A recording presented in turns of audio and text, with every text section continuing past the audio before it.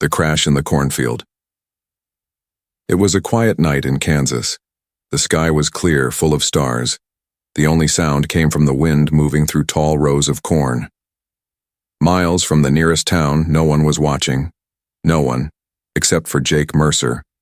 Jake was sitting on the porch of his farmhouse drinking coffee. He had lived alone for years now. The house was old, like him. The fields were quiet, like him. He liked it that way. Then, without warning, the sky lit up. A streak of fire tore across the stars. It moved fast, too fast for a plane. Jake stood up, his eyes wide. He knew what shooting stars looked like. This was not one of them. The object made a sharp turn, then dropped fast toward the earth. It vanished behind the trees at the edge of his field. Seconds later, there was a loud boom. Not like thunder, but something heavy crashing into the ground. The earth shook under Jake's feet. Birds flew from the trees. His coffee spilled, but he didn't notice. He was already grabbing his flashlight and shotgun. Jake ran through the cornfield, pushing stalks aside. The smoke in the air was sharp and the ground was warm under his boots. Soon he saw a strange orange glow ahead. He stepped into a small clearing and stopped. In the center was a wreck. Metal pieces were burning. Parts of it were still glowing, red. It looked like a ship, but nothing Jake had ever seen before. Not a plane, not a drone, something else. And then he saw her. A figure lay near the wreck, half covered in ash and dirt. She looked like a person, but not quite. Her skin was pale blue, almost glowing in the firelight. Her arms were long and thin. Her face was smooth, with dark eyes and silver hair. She was breathing, but barely. Jake stepped closer, lowering his shotgun. The figure flinched and tried to crawl away, but her body gave out. One leg was badly hurt. A piece of metal stuck out from her side. Blood, black blood, ran down her arm. She looked up at him with fear. Her mouth opened to speak, but no words came. Just a soft, broken sound. Jake didn't move. For a moment, they just stared at each other. Two strangers in the middle of a field under a burning sky. Then Jake made a choice. He dropped his gun. He pulled off his jacket and stepped forward slowly. She tried to push him away, but her strength was gone. Carefully, gently, Jake wrapped the jacket around her. "I got you," he said softly. "It's gonna be okay." She didn't understand the words, but she felt something in his voice. Kindness. She stopped fighting. Jake lifted her into his arms. She was light, too light for her size. Her skin was cold and her breathing was shallow. He ran back to his truck, holding her close. The truck bounced down the dirt road, heading toward town. Jake drove fast, one hand on the wheel, one hand checking her pulse. He didn't call the police. He didn't call the military. He called Jenny Carter, the local vet. Jenny answered on the third ring. "Jake, it's midnight. What's wrong?" "I need your help," he said. "She's hurt bad." "She? Who?" "I'll explain when I get there. Just open your back room, bring your kit, and don't tell anyone." There was a pause. Then, "Okay." 15 minutes later, Jake pulled up behind the vet clinic. Jenny was already there, waiting at the back door in her pajamas. Her eyes widened when she saw what he was carrying. "Is that a costume?" she asked, staring. Jake shook his head. "She's real. She's alive. And she needs help." Jenny's training kicked in. She unlocked the door and pointed to the exam table. "Lay her down. I'll do what I can." As Jenny worked, Jake stood back. He watched the alien girl's face. Her eyes moved under closed lids. She was dreaming, or remembering. She didn't know where she was. She didn't know who had saved her, but she was still alive, and that was the beginning. Not a monster. The room smelled like rubbing alcohol, old wood, and something else, something strange. Jenny Carter, hands deep in gloves and eyes locked on the tools in front of her, had worked on horses, dogs, even a rescued owl once. But nothing could have prepared her for the blue-skinned, silver-haired someone lying unconscious on her exam table. Her fingers moved on instinct, checking vitals, cleaning the wound near the ribs, stitching skin that shimmered like glass when the light hit it. Jake stood in the corner, silent, arms crossed but jaw tight. The kind of silence that holds back 1,000 questions. He wasn't a man used to asking for help, let alone bringing in an injured alien to his town's only vet. But when he found her in that smoking crater, bleeding, scared, trying to crawl away, something had clicked in his brain. She didn't look like an invader. She looked like someone who'd been thrown away. Jenny paused for a breath, still trying to process what she was doing. She looked at Jake, voice low and shaking. This isn't human, Jake. She's not, Jake said quietly. But she's not a monster either. Jenny's hands resumed their work. Beneath them, the girl's breathing was slow but steady. Her body trembled now and then, like she was caught in a nightmare. The blood, black and glossy, had a chemical smell that made Jenny's eyes water. Her organs, from what she could tell, were mostly in the right places. Heart, lungs, similar bones. It was like operating on a dream drawn half from a person, half from something else. You should have called the sheriff, Jenny whispered, though she didn't sound convinced. Jake shook his head. They'd have called the feds. They'd have dragged her off in a truck, and that would have been the end of her. Jenny frowned. What if she's dangerous? She was half dead when I found her, he said. She was scared. She wasn't trying to fight. She was trying to get away. Someone left her here, Jenny. There was a silence between them then, the kind that couldn't be filled with words. Just the soft beeping of an old monitor and the breath of something neither of them could explain. After 3 hours, the worst of the damage had been treated. The metal shard was out. The bleeding had slowed. Her temperature was climbing closer to normal, whatever normal meant for someone not from Earth. Jake carried her back to the truck like a sleeping child, wrapped in clean towels and an old blanket. He didn't ask Jenny for permission. He didn't need it. Jenny didn't argue. She just looked at the figure in his arms and said, "Call me if she wakes up." He nodded.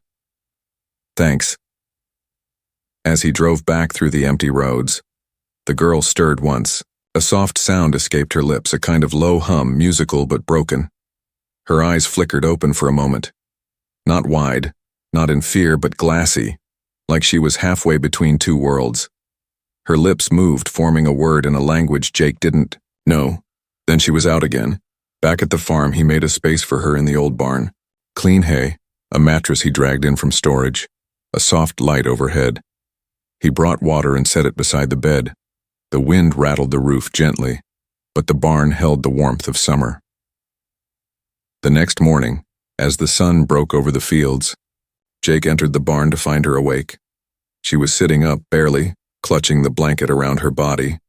Her dark eyes tracked him like a wild animal, unsure if the hand reaching out was to feed or strike. Her lips were cracked. She said nothing. Jake crouched a few feet away and placed a bowl of broth on the floor. "I don't know what you eat," he said, "but this is chicken. Might help." She didn't move. He didn't push her. He stood, stepped back, and sat against a wooden beam. Time passed. Birds sang outside. A dog barked far in the distance. Finally, slowly, she reached forward. She lifted the bowl with both hands, sniffed it, and took a sip. Jake watched without a word. She set it down, then looked at him, not with trust. Not yet, but not with fear either. Just curiosity. She didn't speak English. That much was clear. But Jake found her translator device when cleaning up the wreckage the next day. He brought it to her and set it beside the mattress. She stared at it for a long time before picking it up and fitting it gently to her temple. A soft light blinked on. Then she looked at him again. "What do you want from me?" she asked, her voice quiet and mechanical, as if each word had to pass through some filter first. Jake blinked. "Nothing," he said honestly. "You were hurt. What else was I supposed to do?" She stared at him.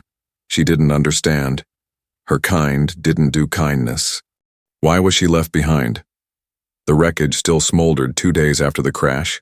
Twisted metal and strange melted plating littered the cornfield, blackened by heat but oddly untouched by flame. Jake moved slowly among the debris, careful not to step on anything sharp or anything that looked alive. He had no map, no manual, no idea what he was looking for. But he knew one thing. The crash hadn't been random. He found it buried beneath a curved panel of scorched hull plating, a device shaped like a metal book cold to the touch. It pulsed faintly with blue light like it had a heartbeat of its own. He carried it to the barn where the alien girl was resting and placed it gently in front of her. She stared at it, silent. Her face, once pale blue, had regained a bit of color. She moved easier now. Her hands no longer trembled.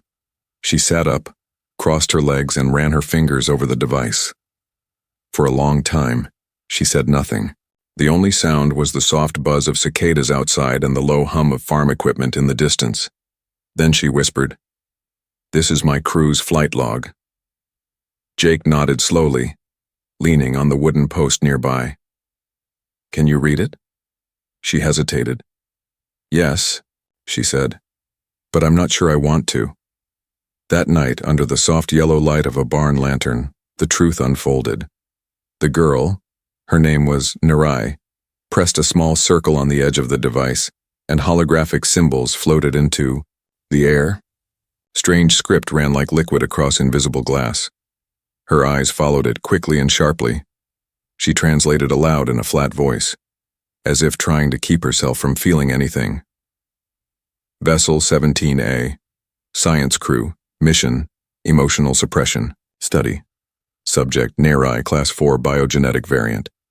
Observations, behavior deviation detected, risk level increasing. Status, expendable. Jake didn't understand all the words, but he understood enough. "They were watching you?" he asked. Nerai nodded. "I was born different. They didn't like that. My kind, we don't show emotion. We don't feel things, like humans do. It's considered a flaw. But I—" She paused, eyes dropping to her hands. "I cared. I hesitated in simulations. I refused to give a kill order during training." Jake exhaled through his nose, the pieces clicking together. "So they put you on that ship just to get rid of you." Nerai looked at him, and her voice broke for the first time. "They didn't even tell me. They launched the ship under a fake mission. When it reached Earth's orbit, they triggered the crash remotely and blocked my distress signal." Silence settled between them like fog. She wasn't a soldier. She wasn't a spy. She was a test subject, an accident in the eyes of her own kind. They had watched her show mercy, seen her flinch at violence, and marked her as broken. And when she became too inconvenient to study, they didn't argue. They didn't try to fix her. They simply erased her. Jake had seen things like that before. In war, in politics, in the eyes of men who decided who mattered and who didn't. But he had never imagined it could happen on another planet, with beings that looked so advanced and acted so cold. "I don't understand," Nerai whispered. "Your people don't even know me, but you saved me. Why?" Jake didn't answer right away. He looked up at the barn's wooden ceiling, at the cracks that let the moonlight spill through. Then he looked back at her. Because someone should have. Later that night, Nerai stood outside the barn for the first time. Her balance was shaky, but her steps were steady. She looked out at the endless rows of corn under the stars, the quiet fields, the windmills creaking in the breeze. "This world is quiet," she said. Jake chuckled. "Sometimes too quiet." She turned her face toward the wind. "It feels safe." Jake nodded. "It is. For now." She looked at him. "They'll come looking for the wreck." "Let them," Jake said. "You're not going back." Her eyes flickered. "You don't know what they'll do if they find me." He met her gaze, calm and firm. "And they don't know what I'll do if they try." She said nothing, but the corner of her mouth twitched, just barely. A beginning. A sign of something. Her people had tried to erase emotion. Alien fears, human kindness. The barn was quiet in the mornings. Not silent, never truly silent, but peaceful in the way that only forgotten places can be. Birds called from the rafters and sunlight spilled through the slats in soft golden stripes. Dust floated lazily in the beams of light like stars trapped in slow motion. For most people, it would have been a charming scene. For Narai, it was terrifying. She sat on the edge of the old mattress Jake had dragged in, her bare feet on the cool wooden floor, staring at the bowl of oatmeal in her hands as if it might explode. It was the 4th morning since her crash. The 4th time Jake had brought her food without asking anything in return. The 4th time he had left quietly, giving her space, not watching her eat, not studying her reactions. Back on her ship, back in her world, every kindness had been a setup. Every gesture was a test. Compassion was a behavior to be measured, controlled, or corrected. And mercy? Mercy was a malfunction. So why hadn't Jake tried to study her? Or sell her? Or call others to come see the strange alien girl sleeping in his barn? Why hadn't he locked her up? Her hands trembled slightly as she lifted the spoon to her lips. The taste was bland, sweet, warm, strangely comforting, but her body flinched at the unfamiliar ease of it. No test, no scan, no cold eyes watching through glass, just food. Just warmth, and that was the scariest part of all. Later that day, she stepped out into the sunlight and found Jake kneeling in the dirt beside a broken fence post. He wore old jeans, a gray t-shirt, and a wide-brimmed hat to block the sun. His skin was tanned from years of work, and his hands were calloused. His tools sat in a neat line on the grass, and he hammered slowly, steadily, without noticing her at first. She didn't speak. She just watched. After a moment, he looked up and gave a small nod. "Fence keeps the cows from wandering," he said, wiping his hands on a rag. "They're not smart, but they're stubborn. Just like people." She didn't know what to say, so she said nothing. Jake glanced at her again. "You feeling stronger today?" "I can walk," she said. "That's good." A pause. Then she asked the question that had been burning in her throat for days. "Why are you helping me?" Jake stood, tossed the broken post aside, and shrugged. "Because you needed help." She shook her head. "No one helps without reason." He looked at her for a long moment, not unkindly, but with a quiet sadness that came from seeing too much of life. "Maybe not where you come from," he said. "But around here, if someone's bleeding in your field, you don't ask what planet they're from. You just stop the bleeding." They sat under a tree later, sharing shade and silence. Jake drank water from a jug. Narai sat with her knees pulled up, her eyes watching a dragonfly buzz over the grass. "I don't know what to do," she admitted finally. "Everything here feels wrong." Jake tilted his head. "Wrong how?" "It's too kind," she said. "Too slow, too soft. Where I'm from, weakness is punished. Kindness is seen as failure. No one gives anything unless they expect something in return." Jake sipped his water. "And what do you think I expect?" "I don't know," she whispered. "That's what scares me." Jake let the silence stretch. Then he leaned forward, resting his elbows on his knees. "You ever seen a dog that's been beaten?" he asked. She blinked. "A what?" "A dog. Animal. Loyal, friendly by nature. But if someone's beat it long enough, it flinches every time a hand moves. Doesn't matter if you're reaching to pet it or feed it. It's scared of kindness, thinks it's just another kind of pain." She didn't answer. But after a while, he continued, "If you're patient and you give it time, that dog starts to learn, starts to trust, starts to wag its tail." Narai looked away, her jaw clenched. "I'm not a dog," Jake nodded. "Didn't say you were. Just saying, even the most hurt creature can learn new things. If it wants to." That night, as crickets sang and stars filled the sky, Narai sat alone in the barn and listened to the world breathe. No monitors, no test chambers, no cold gray halls with echoing footsteps, just wood and hay and air that smelled of earth instead of chemicals. She remembered her training, how to shut down emotions, how to fake compliance, how to accept abandonment. She remembered how easily her crew had left her behind, how quickly they had decided she didn't matter. But then she remembered Jake, his hands, his voice, his silence.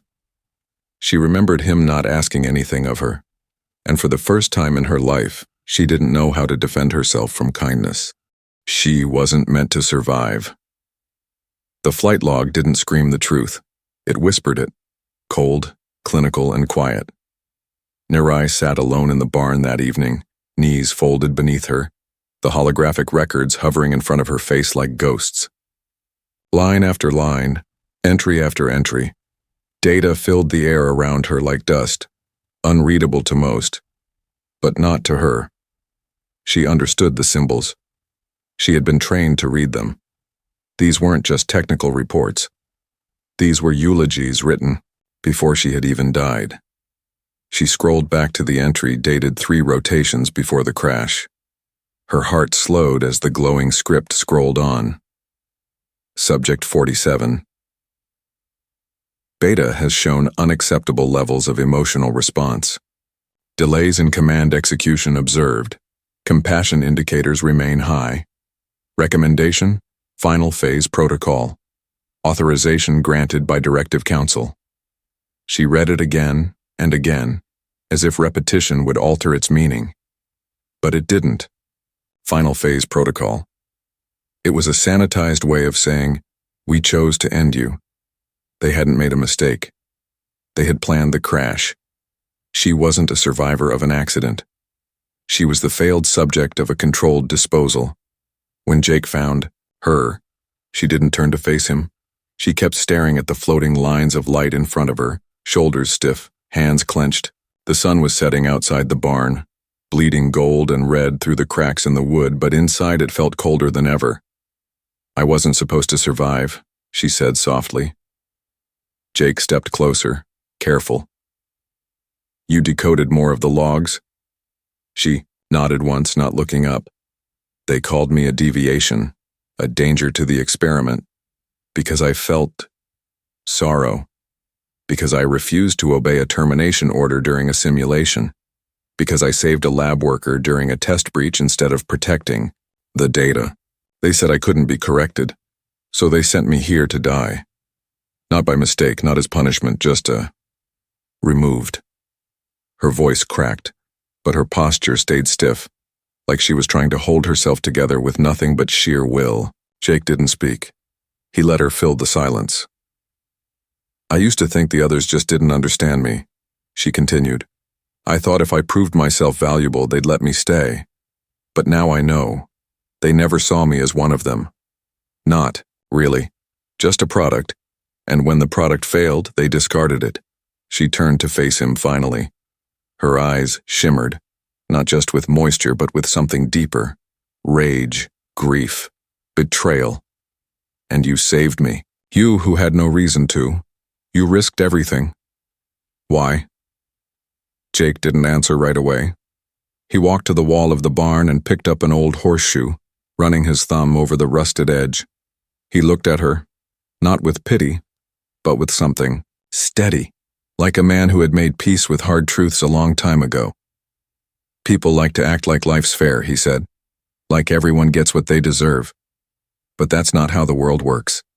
Sometimes the ones who break the rules are the only ones doing the right thing, and sometimes the ones who follow them are the ones that bury you." Nerai looked down at the device still glowing with the records of her planned death. She reached out and closed it with a soft snap. The light faded, the cold, bright letters disappeared, but the weight of them stayed. The next morning she helped Jake feed the animals.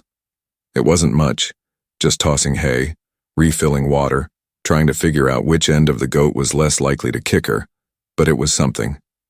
The sun warmed her skin. The smells were strange but real. Earth, sweat, feed. Things that weren't sterile or synthetic. It made her feel grounded, present. Almost like she belonged, if only a little. Jake watched her from a distance, not hovering. Just there. She was getting stronger, standing taller. The bruises on her ribs had faded, and her posture no longer curled inward like she expected to be struck. There was still fear in her. Yes, but now, something else was growing. Beside it, anger, clarity, maybe even hope. "I'm not going back," she said to him over the fence as they watched the cows eat. "Even if they come for me, I'm not theirs anymore." Jake nodded once. "Damn right, you're not." But he'd seen the pulse of light in the sky the night before. He hadn't told her yet, but someone was coming. And whoever they were, they hadn't come to apologize. They're coming to finish the job. The first sign wasn't loud. It was a whisper in the night sky, a faint ripple, like water disturbed by a distant stone. Jake had seen it with his own eyes while standing on his porch the night before. Just a faint curved shimmer above the clouds where nothing should be moving. No stars blinked there. No planes passed overhead. Just silence and a strange sense of pressure in his chest, like the air had tightened around something invisible. He didn't tell Narai. Not yet. She had only just begun to breathe freely. He'd, give her one more day, but the truth didn't wait for permission. That morning, while Narai walked the fields with bare feet and open wonder, touching the tall cornstalks like they were something sacred, Jake was in the barn, welding shut the old hatch in the floor that led to the underground storm cellar. He wasn't hiding weapons there. He was stockpiling them, boxes of old gear from his service days, tools, emergency comms, surveillance equipment. Some of it still worked. Some of it he'd have to fix. Most of it he prayed he wouldn't need. But Jake had learned a hard rule a long time ago. Hope for peace. Prepare for war. By noon, the animals had gone quiet. The chickens stopped pecking. The cows stood still and watched the sky. Even the wind seemed to hold its breath. Narai felt it first, not in her ears or eyes, but in her bones. A trembling deep and distant like something massive had begun to move just outside the world's edge. She stopped walking, her head tilting toward the horizon. Her breathing quickened. "They're close," she whispered. Jake looked up from the barn's edge. "You sure?" She nodded slowly, dread tightening her face. "I felt the signal, a tracker embedded in my body, standard for classified specimens. I disabled what I could, but if they sent a recon vessel, it would still lock onto my genetic signature." Jake didn't waste time. He walked past her, heading for the cellar door. "Then we get ready." Inside the barn, he spread out his plan on the old workbench. Paper maps, drone photos, sketches of the property. He didn't have military satellites anymore, but he had memory, and muscle memory. He pointed to the tree line. "If they land, they'll come from the east. That's the cleanest approach with cover. Cornfield's too open, and there's no way they'd risk being seen near the highway." Narai stared at the map with unreadable eyes. "You've done this before." Jake gave a tight nod. "Not exactly this, but close enough."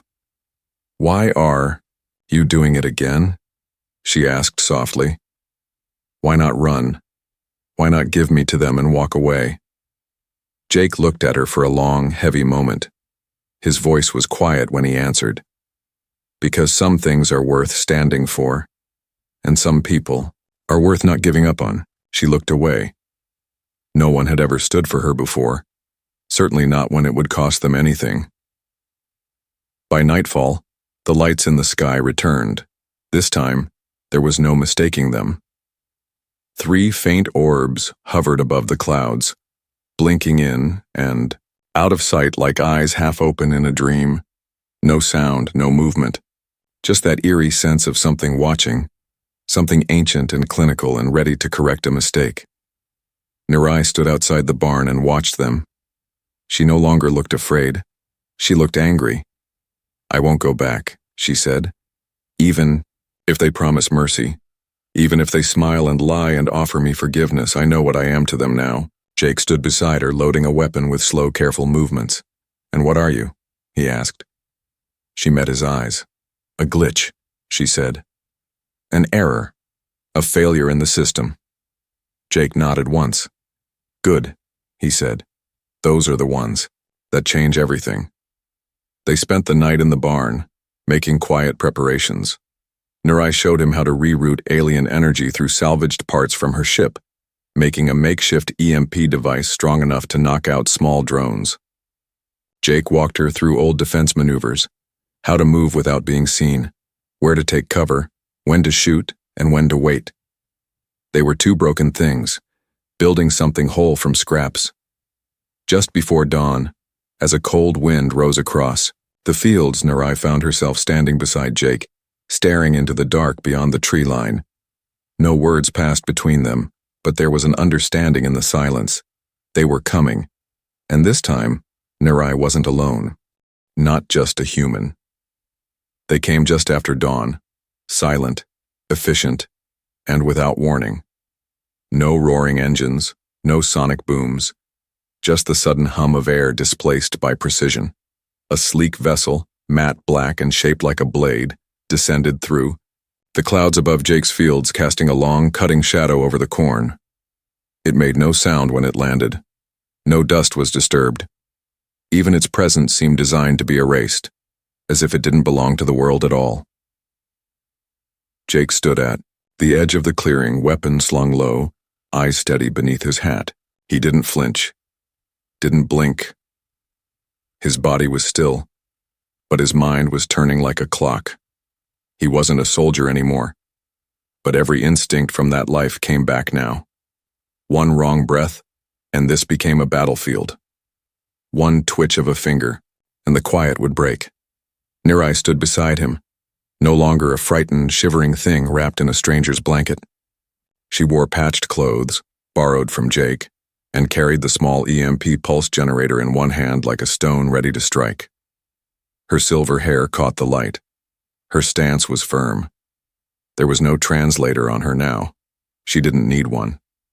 She would be understood. The ship's door opened.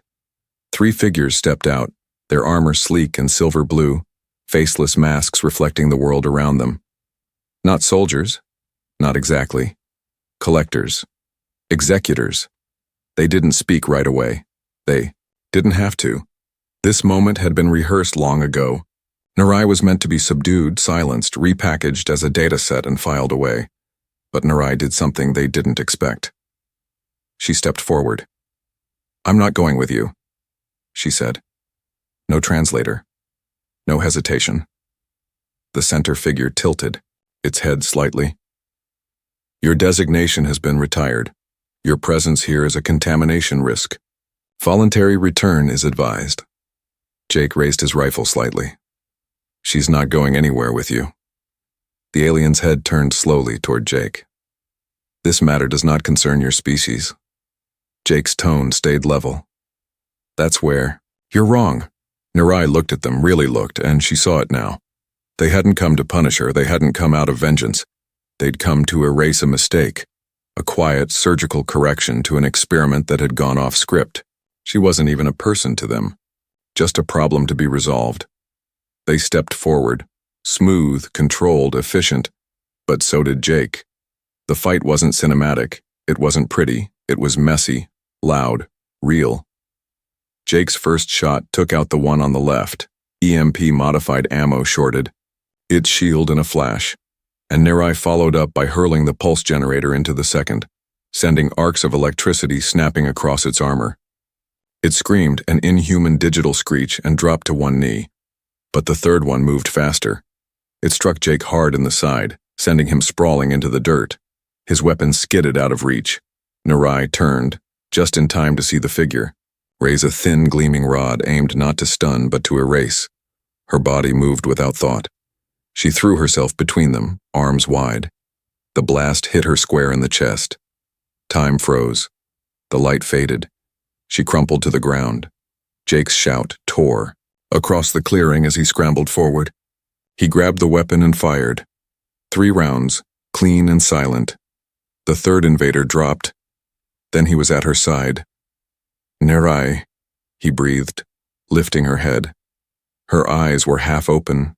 Her skin flickered between shades, blue, white, silver, like Her body was trying to decide what it was. "I'm still here," she whispered. He held her hand. "You shouldn't have done that." Her lips curved just slightly. "I told you. I don't follow orders anymore." Hours passed. Jake buried the wreckage, the bodies, whatever was left of the tech. He scattered the pieces, burned the rest. No one would find it. No one would even know they had come. That's how they wanted it. Clean, denied, forgotten, but he wouldn't forget, and neither would Nurai. She recovered slowly. Whatever that blast had done to her, it hadn't erased her, just marked her. Her body still held the energy. Her DNA had changed, subtly. Earth's atmosphere, Jake guessed. Or maybe it was something else. Maybe it was choice. Maybe surviving had rewired her in ways they couldn't predict. Weeks later, she stood on the porch beside Jake as the sun dipped low across the fields. Her hair moved in the breeze. She wore a scarf now. She liked how it felt. "I still don't know who I am," she said quietly. Jake watched the horizon. "You'll figure it out." "You think they'll send more?" He shrugged. "Maybe. But next time they won't just find a scared girl and an old farmer." She smiled. "No, they'll find a glitch and a stubborn human." Jake grinned. "Not just a human," he said. She looked at him. "No," she agreed. "Something more?"